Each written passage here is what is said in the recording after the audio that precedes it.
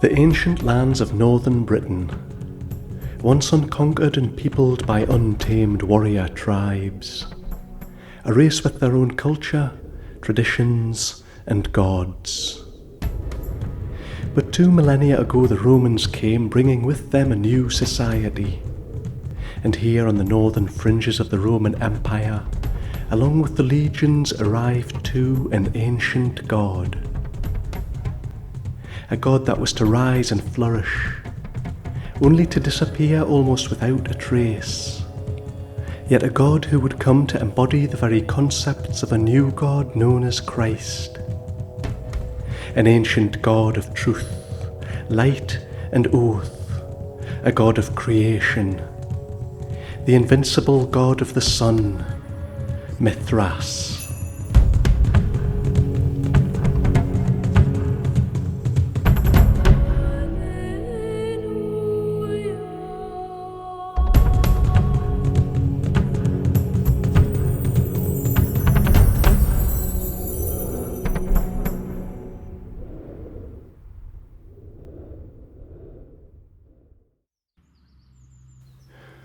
Chillingham Castle in Northumberland, allegedly the most haunted castle in Britain, has been in the ownership of the Grey family and their relatives since the early 1200s.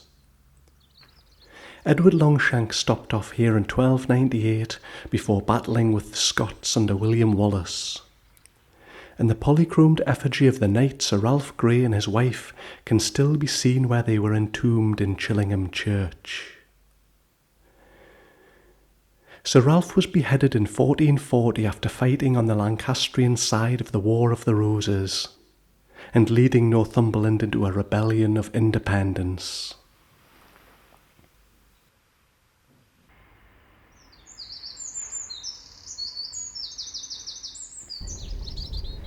And amongst the oaks and natural habitat of the estate meadows can be found the unique and mysterious wild white cattle of Chillingham. This incredible herd are believed to be the last descendants of the feral ox that once roamed free in the great forests of ancient Britain. And since the 13th century they have been contained on the estate, when walls were built with a licence granted by the king to castle and crenellate Chillingham. The Chillingham cattle have always been allowed to roam free on the estate, giving fascinating insights into the natural behavioural patterns of a wild herd.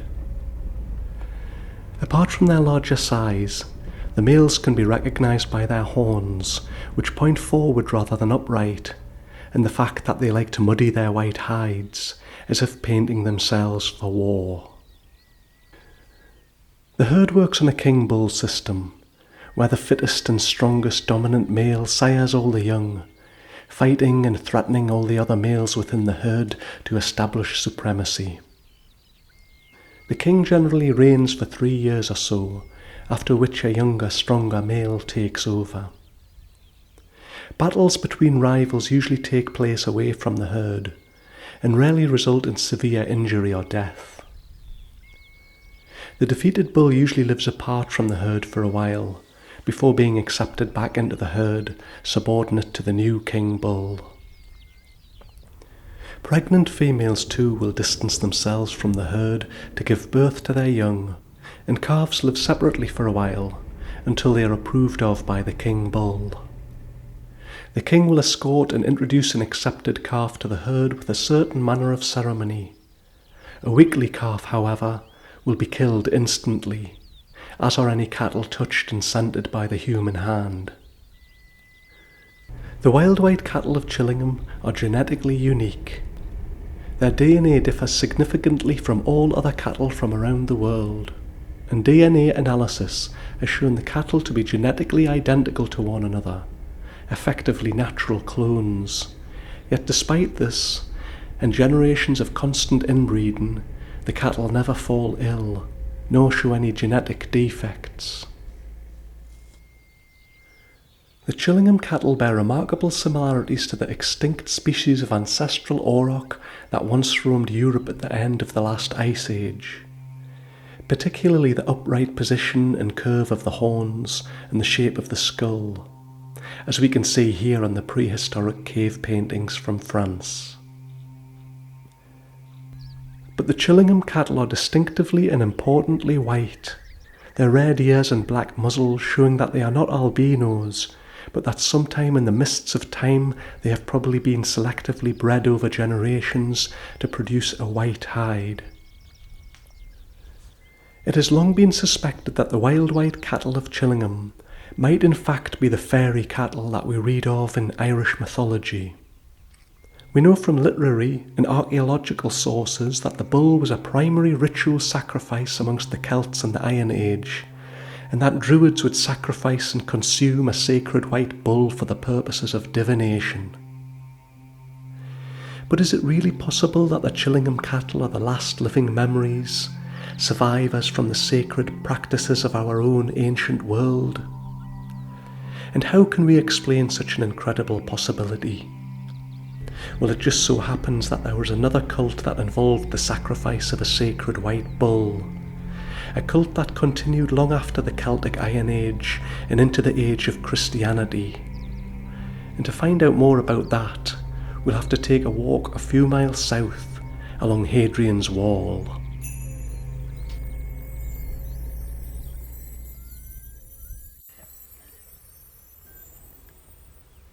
Hadrian's Wall is a stone and turf frontier fortification built by the Romans from AD 122. It runs from Wallsend-on-Tyne to Bowness-on-Solway and was completed in just 8 years. One of the largest auxiliary forts on the wall was at Housteads, with a substantial civilian settlement to its south. The fort was known as Virgo Vicium, which probably comes from the Celtic phrase that translates as the place of effective fighters. The fort had barracks that could accommodate up to 800 men, soldiers who would have been recruited from all the subject peoples of the Roman Empire. The fort also contained the headquarters building and courtyard, a hospital, granaries, and of course its famous latrines with running water.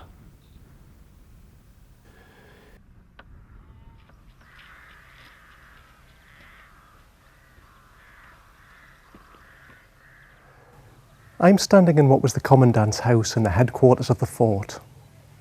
The entrance to the east behind me would have been decorated with reliefs of the guards Mars and Victory, and as you can see it must have been nice and warm with its toasty underfloor heating. Now if we look a short distance to the south, we can see what's known as Chapel Field, and it was there in 1809 that workmen digging a drainage ditch were to discover the remains of a forgotten Roman temple. A temple we now know to have been dedicated to a god favoured by soldiers, traders, and the Roman elite, the mystic god known as Mithras. Let's take a walk down to Chapel Field and have a look at the site of the temple.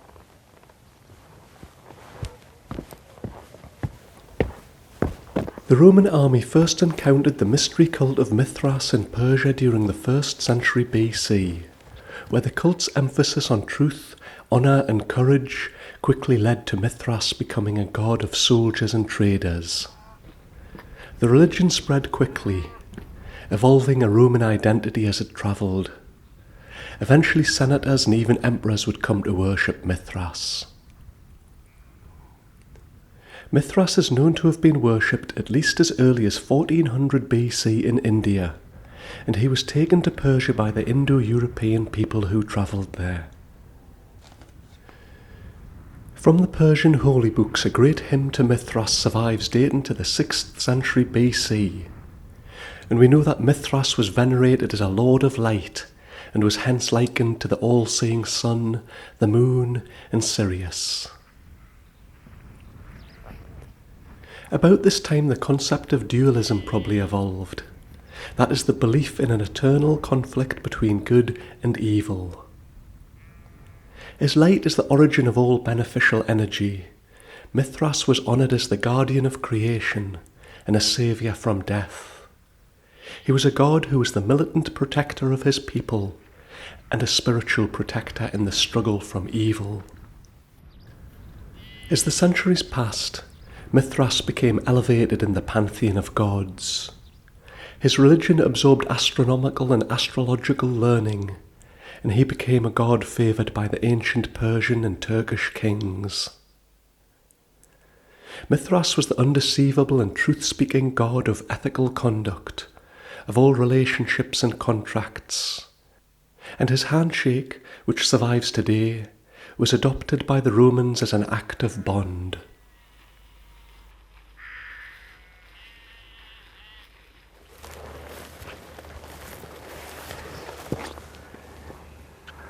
The temple was sited here beneath a grassy knoll with a natural spring running through its middle. The site was first investigated in 1822 by John Hodgson, who cleared and sketched the remains of the sanctuary before removing the surviving sculptures and altars it contained. The temple, or the Cave of Mithras as it was later known, was orientated on an east-west axis towards the rising and setting sun. Two raised aisles were along either side of the temple, and the natural spring was found to rise into a small stone tank. Today, there's very little to be seen of the temple. We've got a stone wall surviving here. And to find out more about Mithras and his mystery religion, we'll have to visit the Society of Antiquaries in Newcastle upon Tyne, where the finds of the temple are preserved.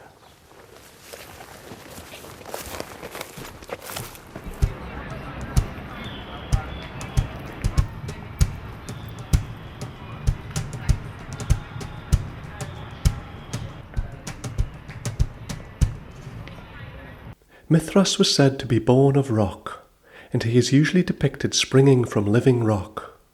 But Roman religions accepted and absorbed a whole variety of local traditions. And from the temple at Housesteads we see Mithras bursting from the cosmic egg whilst holding upright the sword of truth and the torch of light. Encircled around him is an egg-shaped frame representing the cosmos, which contains the 12 signs of the zodiac. The other great find from the Housesteads Mithraeum is the bull-slaying scene, or tauroctony, which is central to the cult of Mithras as a creation myth, and it is found in relief or as a wall painting on all Mithraic temples. The tauroctony shows Mithras clad in Persian costume and cap, cloak and baggy trousers, plunging his sword into the neck of the bull, which he has forced to its knees. From the dying beast springs all new life. From its body comes all useful plants and herbs, and its tail can be seen sprouting into ears of corn. The life-giving blood from the wound is lapped up by a dog and a snake, and from the blood is said to have come the vine. A scorpion attacks the bull's testicles, and from its semen, collected and purified by the moon goddess, all useful animals were created. Also present are two torch-bearers, the celestial twins of light and darkness, Cortes and Cortophates, whose uplifted and downturned torches represent the rising and setting sun. Also present are the sun and the moon, showing the cosmic nature of the event, and the raven, the sun's messenger who brought the command to Mithras to sacrifice the sacred bull.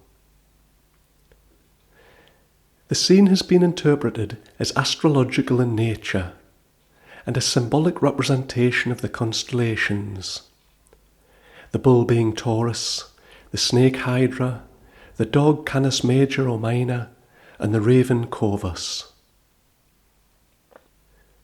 Whilst Mithras was said to have been born on the winter solstice and associated with light, the tauroctony is probably associated with the spring, and the torchbearers may also represent the two equinoxes. Mithras himself is probably related to the constellation of Perseus, which is positioned in the night sky above that of the bull. The legend of Mithras's life can be pieced together from surviving Roman iconography.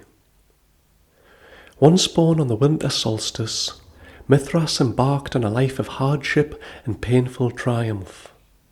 He is known to have performed miracles, including a water miracle where he shoots an arrow into a rock, the water of life springing forth. This miracle is known to have been reenacted in the Mithraeum, explaining the importance of natural springs in the temple. Mithras pursued and caught, after immense struggle, the primeval bull, which was the first ever living creature to exist. The white bull was the personification of brute force and vitality, and Mithras fought and dragged the animal back to his cave to sacrifice the beast for the benefit of mankind.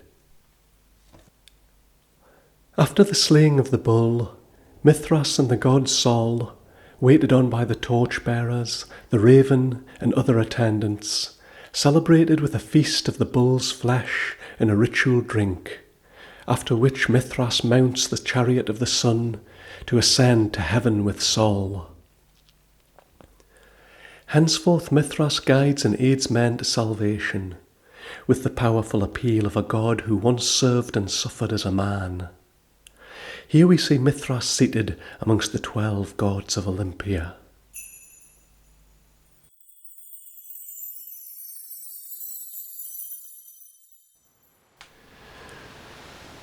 Mithras' constant association with the zodiac and presence of heavenly objects in his sacred imagery has led to Mithras being associated with the precession of the equinoxes, and speculation that the remote origins of Mithras might have evolved around the time when Taurus was displaced from the heavens, around 2000 BC. The identification of a zodiac age is based on the sun's position against a star constellation at the vernal equinox. This changes every 2000 years or so due to the precession, or wobbling of the Earth's axis. Mithras must have been presumed to be a very powerful god indeed if he could rotate the heavens, as indicated in some Mithraic sculpture.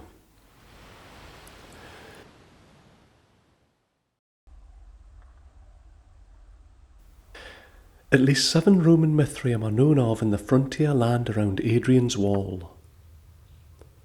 One of the best ones was discovered in 1949 below the fort of Carabara, when an exceptionally dry summer shrunk the peat and the temple's altars appeared above the parched surface. A year later the site was excavated. Mithraea were rectangular stone and timber buildings with wooden roofs.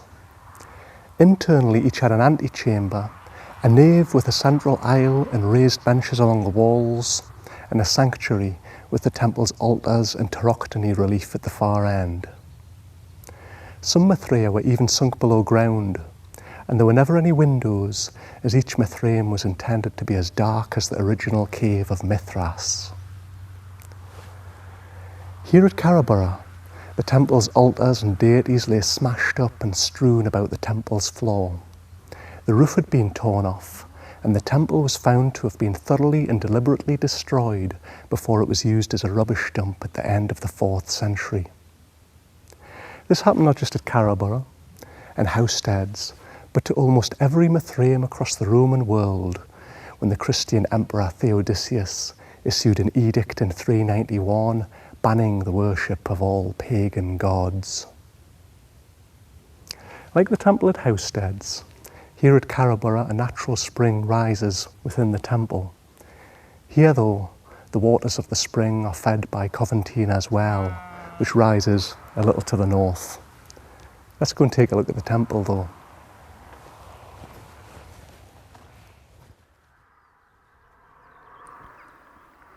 The sacred well is now little more than a marshy bog which lies alongside the Roman fort.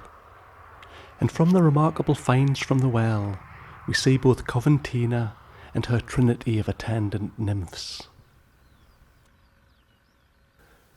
Coventina was a British goddess who we know little about, but was worshipped here alongside Mithras by the Romans, who would often accept and absorb local deities. Further evidence of this is found in an earth goddess sculpture, which was excavated in the antechapel of the temple.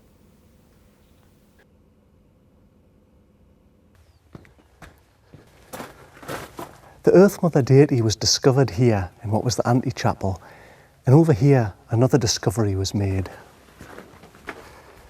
An endurance pit was excavated here on the other side of the antechapel, next to a hearth. This was a coffin-like stone box where initiates to the Cult of Mithras would have been put through an ordeal of fire. Water too, of course, was important, used in rituals reenacting Mithras' water miracle. There would have been a wickerwork screen here, and this was the main entrance to the temple, which would have been flanked by the familiar torchbearers, Courtes and Courtephates, who represent the rising and the setting sun. And this is the main nave of the temple, with raised benches down either side of the walls. The central aisle faces the temple's sanctuary with its altars and its tarochtony relief.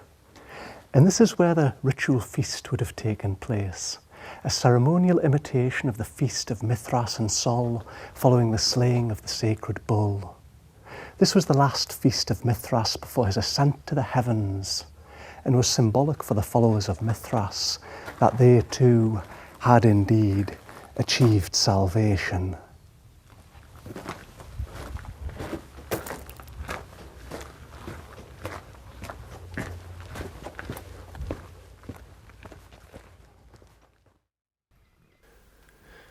The Mithraeum was intended to represent both the cave in which Mithras dragged and killed the sacred white bull, and also probably to represent the cosmos itself, the cave of the sky.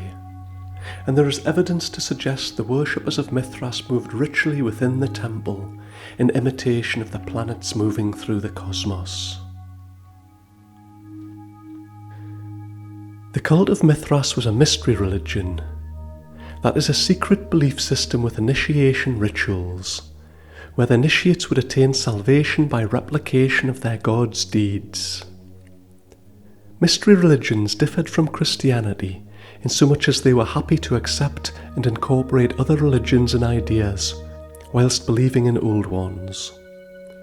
They were voluntary associations of believers, and anyone who wished to join might be admitted. Although we will probably never know the full complexity of Mithraism, a wealth of archaeology has given us a good insight into its practices. The worshippers of Mithras were divided into 7 grades, each grade wearing a mask and a headdress according to their rank at the ritual feast. Each follower entered a grade under severe tests and training, each grade marking a stage of knowledge in the cult's mysteries. The initiate started as Corax, the raven, whose symbol was the cup and caduceus, a winged staff with 2 snakes wrapped around it, which was an ancient astrological symbol of commerce. The raven was under the protection of the planet Mercury. The nymphus or bridegroom was the second stage. He was under the protection of Venus, and his symbols were the lamp and the veil. Miles, or soldier of Mithras, came next. His symbols were a kit bag, a helmet, and a lance. He was under the protection of Mars, and we know that as part of the initiation ritual, he was made to kneel naked and blindfolded and offered a crown and the point of a sword. He was crowned, but immediately removed the crown, saying, "My crown is Mithras." Leo, the lion, was the first of the senior grades. Leo had his hands and tongue anointed with honey. This grade symbolized the element of fire and was under the protection of Jupiter. One of the duties of the lion was to tend the sacred altar flame. Its symbols were a thunderbolt, a fire shovel, and a sistrum, which was an Egyptian metal rattle. Perseus, or the Persian, was the 5th grade, who was also purified with honey. The symbols of this grade were ears of corn and a sickle, and it was under the protection of the moon. The 2nd highest grade was Helodromus, or runner of the sun. Its holder had the protection of the sun. The initiates of this grade imitated the sun by sitting next to Mithras, or the father of the highest grade, at the ritual meal. His symbols were a torch, the seven-rayed crown, and the whip of the sun god. The highest grade was Pater, or father. Among his symbols were the Persian cap of Mithras. He was seen as the god's earthly representative. His other symbols were the libation bowl, which recalls his functions in the performance of rituals, and the staff and sickle that show the grade was under the protection of Saturn.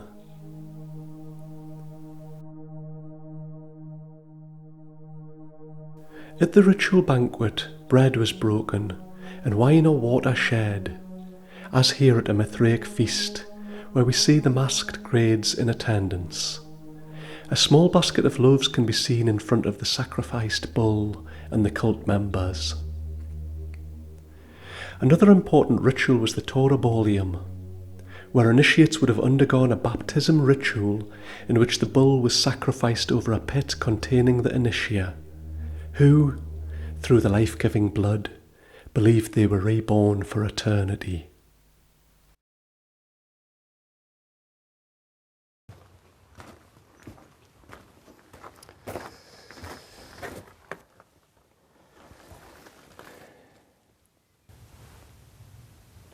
In order to understand Mithraism, we first have to understand a little of the concepts of the religious perspectives of the time.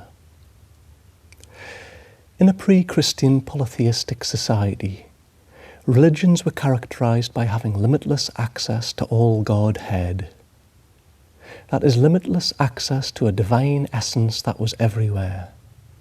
In the trees, in the rocks, in the springs, everywhere. Unlike later Christianity, with the idea of a single God as its sole source. In Greek tradition, for instance, a god differed from a human by being immortal.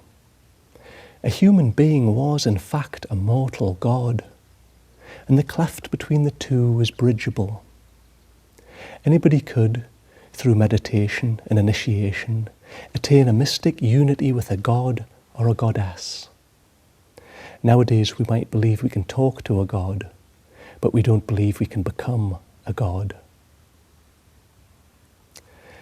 And astrology and the cosmos were important aspects in relation to the soul. A widespread belief was that the soul was a particle of light, which before it fell into our bodies at birth, was part of the light that dwells beyond the sphere of the fixed stars. Before entering a person at birth, the soul was believed to start its downward course from the intersection of the Milky Way with the zodiac, gaining attributes on the way in accordance with the position of the planets, the sun, and the moon against the constellations. And after death the soul could reascend to its home beyond the sphere of the fixed stars.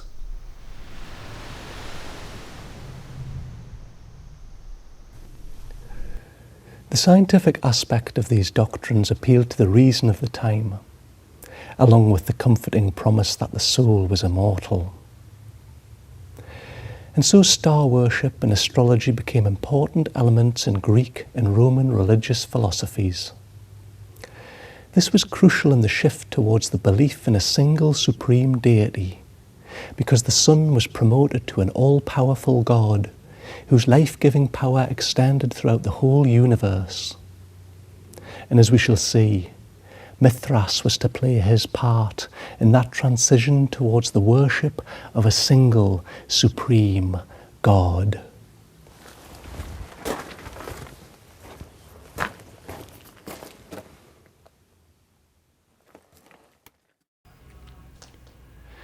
The nature of Mithraism was that it continued to develop, and iconography shows Mithras became more closely associated with the sun until the two gods eventually became fused, Mithras gaining the solar crown of Sol and referred to in dedications as Sol Invictus Mithras.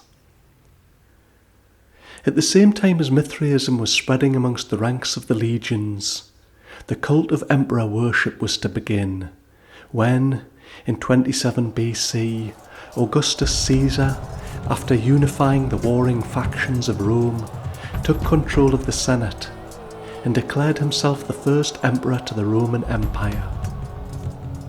This was the start of the cult of the emperor, who was worshipped as divine for the next 300 years. From the reign of Marcus Aurelius, we find in Mithraea inscriptions dedicated to the health and safety of the emperor, showing the close links between Mithras and the imperial cult of the emperor. And under the reign of his son Commodus from 180, the title Invictus, invincible, for the emperor becomes semi-official, an epithet that Mithras had borne from the very beginning.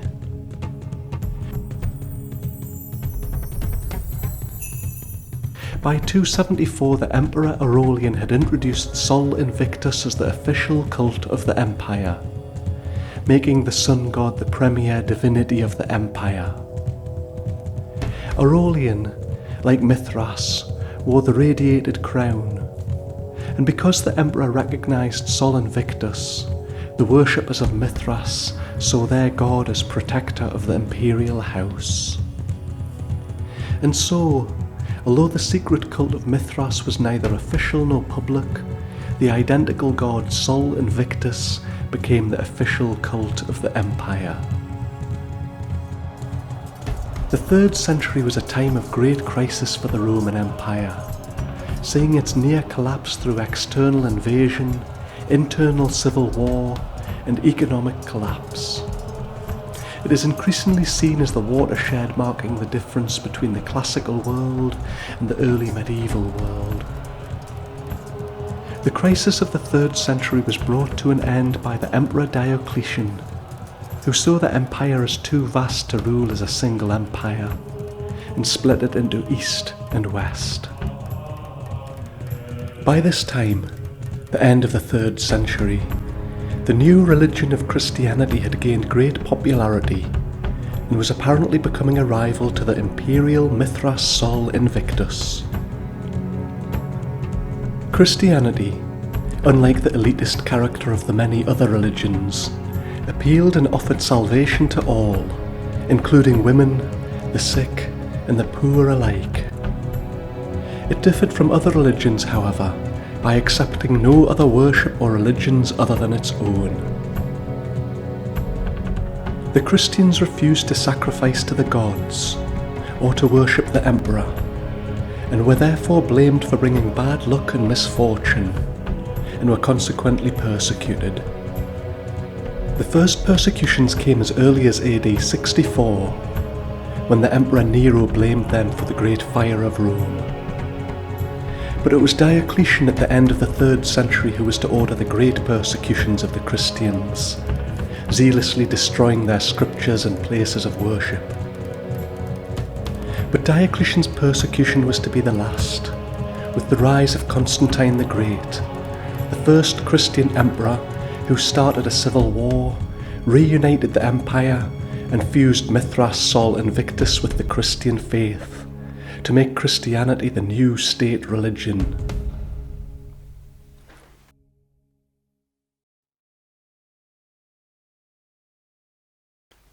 Constantine worshipped and portrayed himself, like his predecessors, as the god Sol Invictus, or Mithras, as we see here in a contemporary portrait showing Constantine and his family ascending to heaven in the chariot of the sun.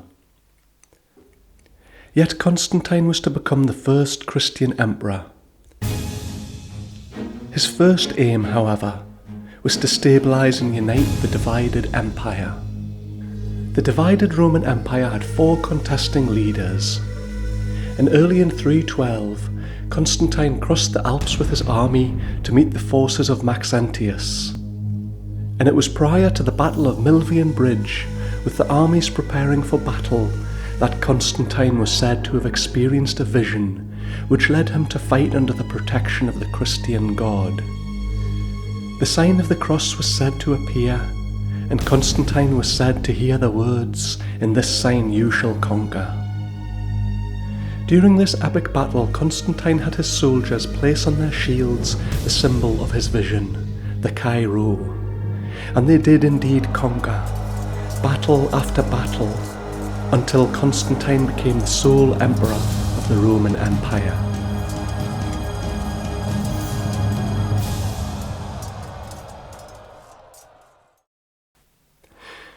A year later, in 313, Constantine announced toleration of Christianity in the Edict of Milan, which legalized Christianity and made it the favoured religion of the Roman Empire. The early Christian church, however, had no defined doctrine, and there were many confused differences and disagreements. This led Constantine to summon and convene the Council of Nicaea in 325, the intent being to define unity of beliefs for the whole of Christendom. The council lasted altogether 57 days. It was attended by 318 bishops, and the result was the Nicene Creed, which is largely the core of contemporary Christianity. At the Council of Nicaea, Constantine effectively fused beliefs to create an acceptable Christianity, drawing on the best sources of religious doctrine available, much of that fusion including the sun god Mithras, Sol Invictus. Constantine also effectively positioned himself uniquely at the head of the church, using the power of the state to enforce doctrine. Yet he retained links with Sol Invictus, his coinage being minted with an image of the god and bearing the words "committed to Sol Invictus." Constantine was over 40 when he finally declared himself a Christian, and is believed to have been baptized only shortly before his death in 337.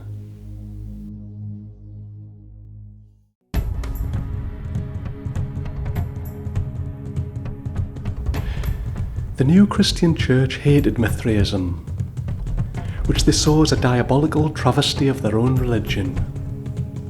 Both had a ritual meal with the breaking of bread and wine. Both had baptism. Both were saviour gods who had performed miracles.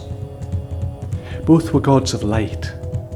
The birth of Mithras was on the 25th of December, the Roman date for the winter solstice, a great festival when the sun was proved to be unconquered, and which under Constantine had been adopted as the birth of Christ, as had Sunday, which had become the day of worship for Christians. The ascension to heaven by Mithras too, which was celebrated during the spring equinox, was adopted by the Christian Church as Easter. Mithras too was seen to have 12 disciples, probably with his association with the 12 signs of the zodiac and the 12 Olympian gods. The Mithraeum had even become a model for the Christian Church, with an east-west or rising and setting sun orientation, with 2 aisles down either side of the central aisle, facing its sanctuary and altars. Later Christian bishops in Rome would even use the Mithraic high priest's title of Pater or Father, which became Papa or Pope. Under Constantius II, Christian agitation grew against the pagan cult of the sun, to the point where people were said to hardly dare watch the sun rise or set, and farmers and sailors were said to have neglected to study the heavens for weather signs or guiding stars. Imperial measures against the old religions intensified under the reign of Theodosius, who issued an edict in 391 banning the worship of pagan gods. There began a sharp and bloody persecution of all pagan cults, which brought about the extermination of Mithraism. Whilst early Christian art of the period shows the clear appropriation of Mithraic imagery, archaeology across the Roman world reveals that temples were destroyed and used as rubbish dumps, statues and altars of the cult were smashed and pounded to dust, and virtually no archaeology exists of Mithraism into the 5th century. In 376, Mithras's cave temple on the religious centre of Vatican Hill was seized by Christians, where they firmly believed to rest the bones of the Apostle St. Peter the Rock. And today, beneath the site of Constantine's Great Basilica, a mosaic of Christ dating to the 4th century can be seen, identical to the imagery of the rock-born Mithras Sol Invictus.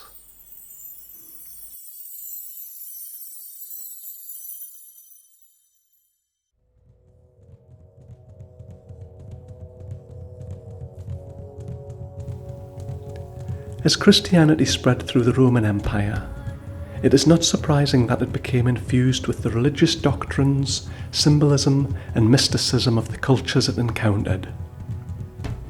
Sacred wells, holy places, and festivals were gradually appropriated and rededicated to Christian saints.